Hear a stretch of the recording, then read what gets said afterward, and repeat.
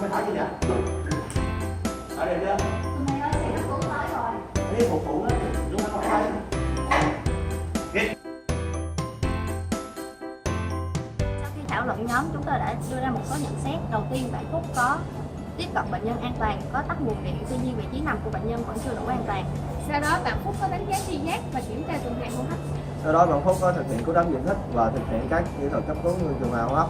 Cuối cùng bạn Phúc đã kiểm tra tuần hoàn hô hấp trở lại và đưa bệnh nhân đi cấp cứu kịp thời.